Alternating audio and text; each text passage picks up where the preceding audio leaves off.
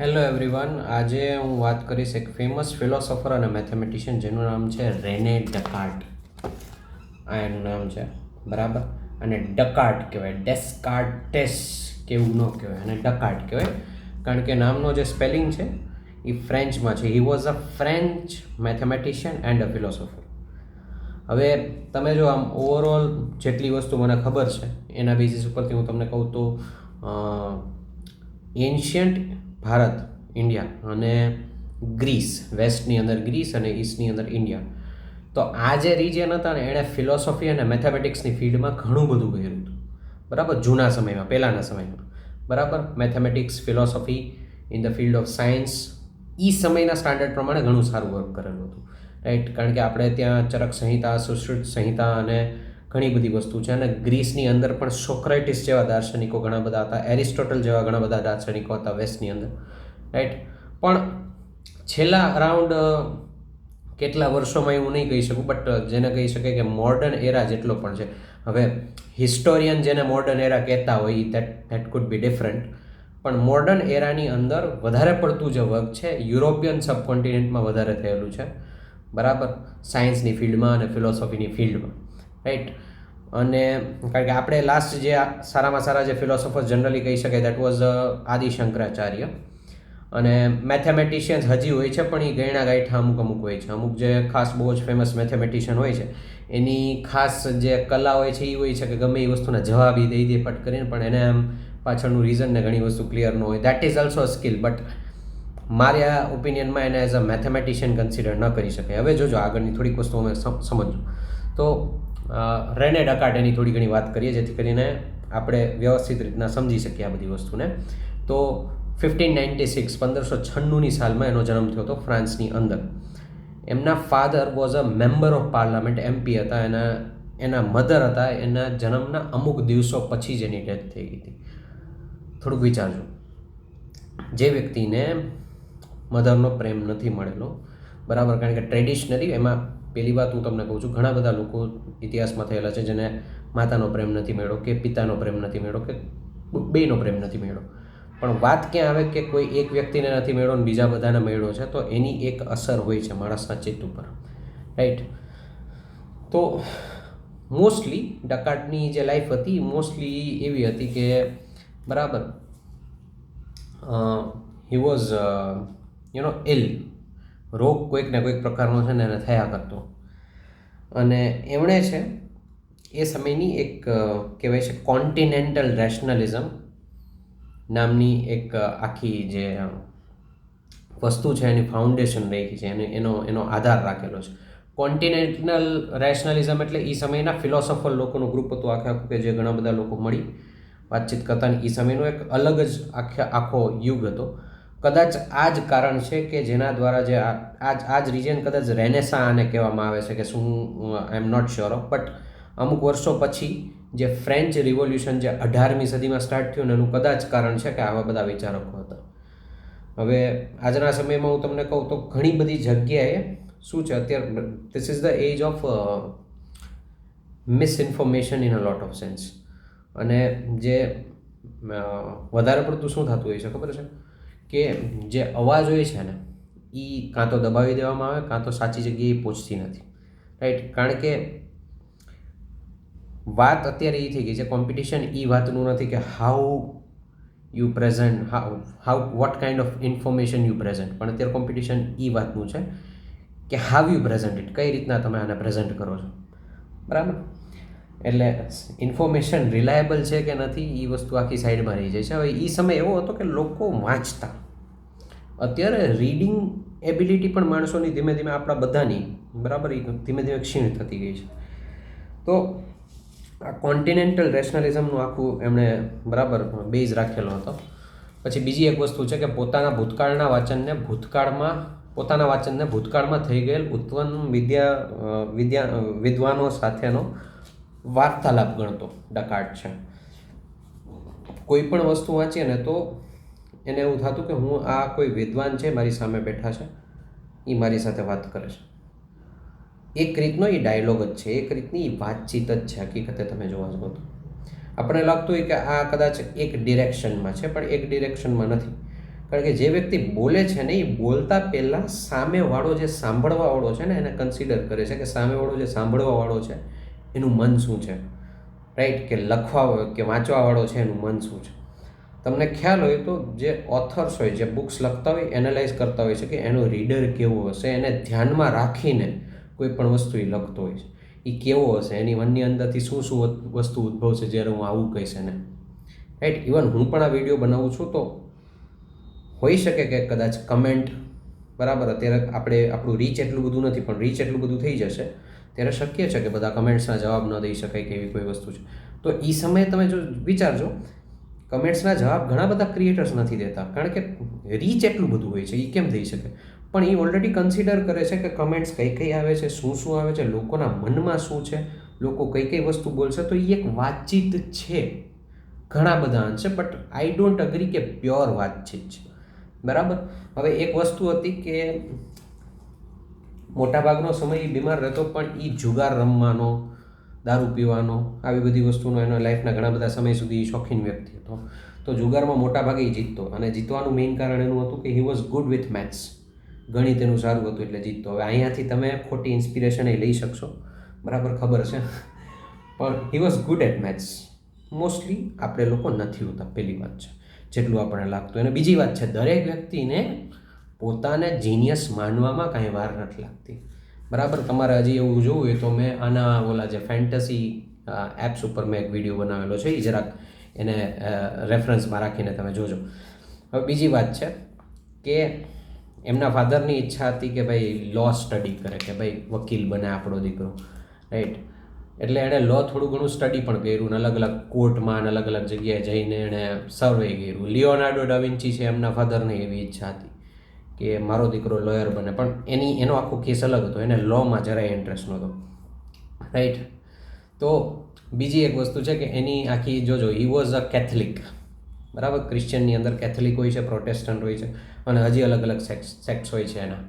તો એ કેથલિક હતો, પણ એ એવા રિજિયનમાં હતો જ્યાં પ્રોટેસ્ટન્ટ લોકોનું વધારે પડતું ચાલતું હતું, અને ચર્ચમાં એ વ્યક્તિ વિઝિટ કરતો હતો. પણ ત્યાં પણ શું હતું, ઘણી બધી જગ્યાએ કે હવે તમે જુઓ તો મોસ્ટલી શું હોય છે કે જે ઓર્ગનાઇઝ રિલિજિયન હોય, ઓર્ગનાઇઝ એટલે જે પ્રોપરલી ચાલતો હોય, જે સ્ટ્રક્ચર ફોર્મમાં ચાલતો હોય, કે અમુક ઘડાયેલું હોય કે આ વસ્તુ આ રીતના કરવાની, આ વસ્તુ આ રીતના કરવાની, રિજિડ જેનું સ્ટ્રક્ચર હોય, તો ત્યાં પણ ઓર્ગનાઇઝ રિલિજન હોય છે, અહીંયા પણ ઓર્ગનાઇઝ રિલિજન હોય છે.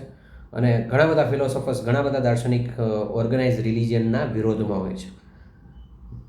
ઓર્ગનાઇઝ રિલિજન છે ત્યાં, હવે ત્યાંનું જે પ્રોટેસ્ટન્ટ કે કેથલિક કોઈ પણ એમના ચર્ચમાં હી યુઝ ટુ વિઝિટ, અને એ માનતો હતો ઈશ્વરમાં, દરેક વસ્તુ. તો એમણે એક વસ્તુ કીધી હતી કે તમે ભલે આપણે ભગવાનને બરાબર પ્રાર્થના કરીએ, કોઈ પણ વસ્તુ કરીએ, પણ જે ઓર્ગનાઇઝ રિલિજન જે વિજ્ઞાનનો વિરોધ કરે છે, સાયન્સનો વિરોધ કરે છે, આ સાયન્સનો વિરોધ ન કરો. બહુ સમજાવતો હોય ચર્ચના લોકોને, રાઈટ. આર્મીમાં પણ બરાબર એણે સર્વિસ આપેલી છે, આવું વિકીપીડિયા ગઈ છે. અને એક ગુજરાતીમાં એક બુક લખેલી છે, એમાં એણે એમ કીધું છે કે શોખ ખાતર એ લશ્કર એણે જોઈન કર્યું હતું. બીજી વસ્તુ છે કે બહુ છે ને લડાઈ ઝઘડામાં કે વાદ વિવાદમાં આ વ્યક્તિ પડતો નહોતો. એનું કારણ એ નહોતું કે એને વાદ વિવાદનો ડર લાગતો હતો, પણ એનું કારણ એ હતું કે એને એકાંત જોતું હતું, કે એકાંત હશે, શાંતિ હશે, મારે કંઈક વિચારવું છે, મારે કંઈક કરવું છે, મને કંઈક ઈશ્વરની કંઈક પ્રેરણા મળે, આ વસ્તુ કરી શકું. That was his idea. હવે આ આઈડિયા કેટલો રિયલિસ્ટિક છે, કેટલો મેટાફોરિક છે, એ નથી ખબર. મેટાફોરિક એટલે કે જેને કહેવાય કે ભાઈ શું કહેવાય, મેટાફોરિકને શું કહેવાય, મેટાફોરિક એટલે ભાવાર્થના અર્થમાં, કે બની શકે કે ભાઈ મને એ કદાચ એમ વ્યક્તિ કહેતો હોય કે મને પરમાત્માની પ્રેરણા મળે એટલે મારે એકાંત જોઈએ છે, પણ એના માટે એ ખાલી કહેવાના શબ્દો હોય જેથી કરીને લોકો માની શકે. કદાચ એવું હોઈ શકે કે પરમાત્માની પ્રેરણા એટલે એકાંત અને શાંતિ, એ જ કદાચ બધી વસ્તુ, એની અંદર વિચારવાનો સમય, કદાચ એ વસ્તુ હોઈ શકે. બટ પબ્લિકલી સ્ટેટ કરવું, કોઈકને કહેવું, that is a different thing, બરાબર. હવે ધીમે ધીમે એમણે ઘણી બધી વસ્તુ વિચારી. એક સમય હતો કે ફૂલ ઠંડી હતી, તો ઠંડીના સમયમાં પોતે ઓવનમાં પોતાની જાતને બંધ કરી લીધો ભાઈ, બરાબર. ઓવન એક મિનિટ ઓવનમાં બંધ ન કર્યો, પણ એક રૂમ એની અંદર ઓવન ચાલુ હતું, ત્યાં બંધ કરી દીધો એણે. બરાબર, કે આપણે આ રૂમની અંદર રહ્યા એટલે ઠંડીથી આપણે દૂર રહી શકીએ. તો એ સમયમાં એણે ધીમે ધીમે વિચારી અમુક વસ્તુ, અને ત્યાંથી એક એવી વસ્તુ એણે એક એવો કન્સેપ્ટ આવ્યો જેને એનાલિટિક જ્યોમેટ્રી કહેવામાં આવે. એનાલિટિક જ્યોમેટ્રી એને આજના સમયમાં, બરાબર, એનો જ એક ભાગ કદાચ કોઓર્ડિનેટ જ્યોમેટ્રી છે. ગુજરાતી મીડિયમના લોકો માટે અથવા વિદ્યાર્થીઓ માટે હું કહું તો યામ ભૂમિતિ જેને કહેવામાં આવે. બરાબર. હવે આ યામ ભૂમિતિ અથવા તો કોઓર્ડિનેટ જ્યોમેટ્રી કેટલું યુઝફુલ છે અને શું આખી વસ્તુ છે એના વિશે વાત કરીએ. હકીકતે વસ્તુ શું કે એ બીમારીની અવસ્થામાં આમ પડ્યો હતો, તો દિવાલ ઉપર એણે છે ને એકાદા સ્પાઈડરને, એક કરોડિયાને અહીંથી અહીં જતા જોયો. હવે સમય છે તમારી પાસે, બરાબર, તમે વિચારી શકો એવી અવસ્થામાં છો, તો આવો વિચાર ધીમે ધીમે આવે. અને આવા ઝોન્સ જોઈએ.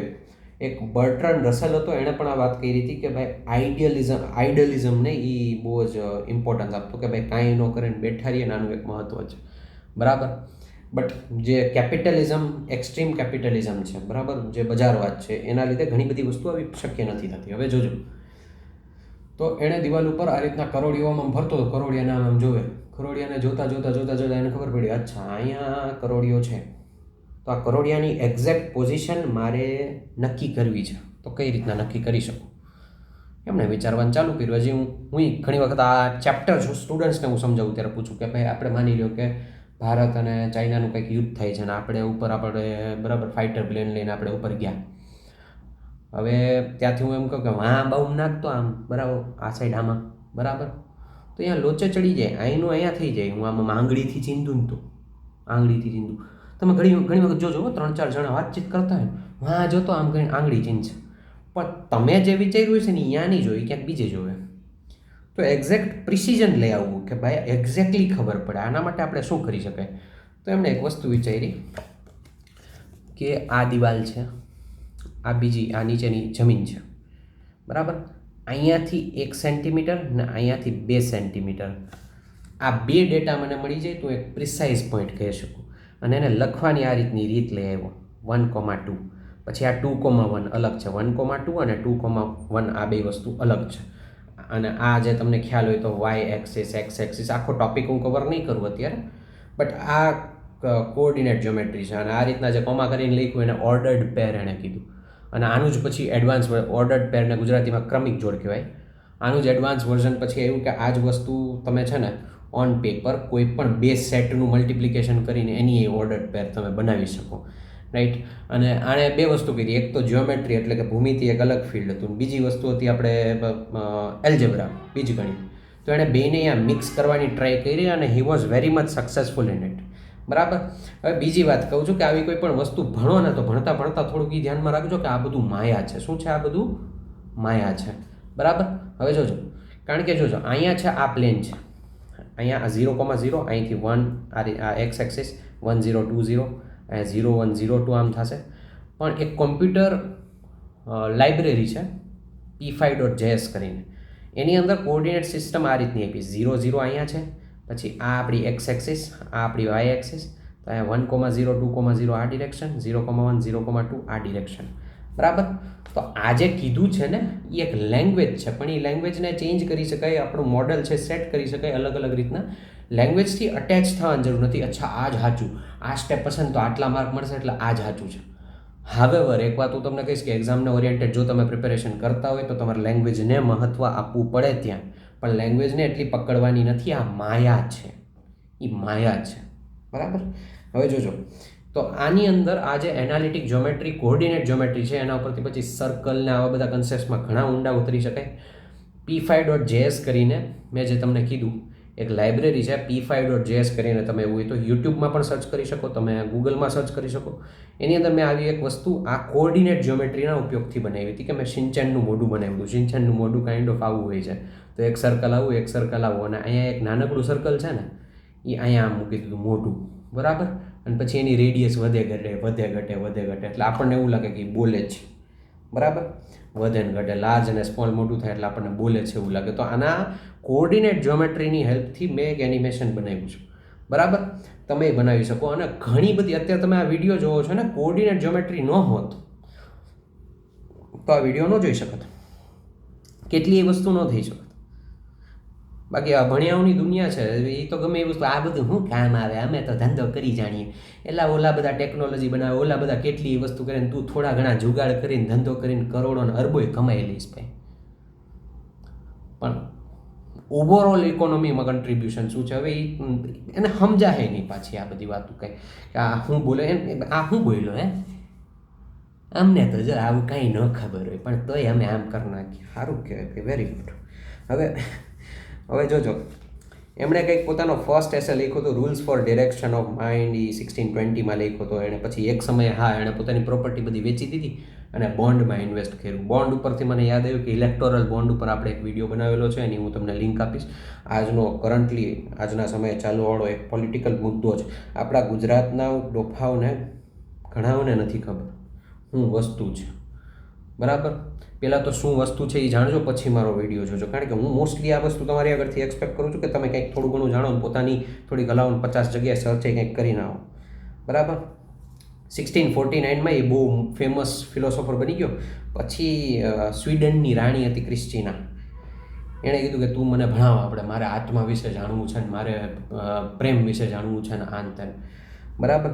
હવે રાણીને ના તો ન પાડી કે રાણીને ના પાડે તો વાંધો આવી જાય, એટલે ગયો તો ખરા અહીંયા એને ભણાવવા, બરાબર.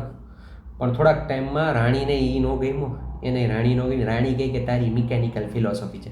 હવે ઘણી બધી જગ્યાએ હું બહુ આમાં, બરાબર, આ તો મારું થોડુંક આંકું છું. હવે ઘણી બધી જગ્યાએ હું ઘણી વખત આમાં અમુક વાત કરતો હોય કે સર આ બધું બહુ રોબોટિક છે.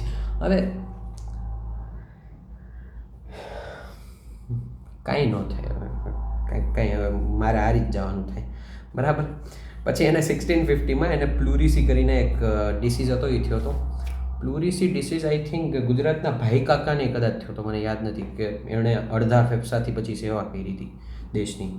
તો એને પ્લુરિસીનો રોગ થયો અને એમની એક માનસિકતા હતી કે ભાઈ આપણે, બરાબર, ઘણી બધી હદે મેડિસિનને રિજેક્ટ કરતા લોકો, પછી જીવવાને રિજેક્ટ કરતા. એણે કીધું મારે કંઈ ટ્રીટમેન્ટ કરાવી નથી, આપણે હવે ઉઈ જાઉં, દુનિયાથી કંટાળી ગયો છું, બરાબર. સો હી ડાઈડ. હવે એની ફિલોસોફિકલ કોટ એની હું તમને વાત કરું, એણે એક સારું એક ફિલોસોફિકલ કોટ આપેલું હતું, બરાબર.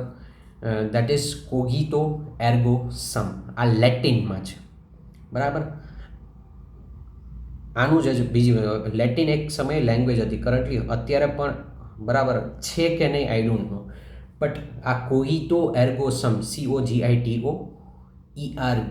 COGITOERGOSUM, આ કોગિટો એર્ગો સમ, આ એની લેટિનની અંદર લખેલી બુક હતી, એમાં આપેલું હતું, બરાબર. લેટિનને, બરાબર, વલ્ગર લેટિન થઈને પછી એની અંદરથી ફ્રેન્ચ, બરાબર, પછી સ્પેનિશ, આ બધી લેંગ્વેજ આવી હતી.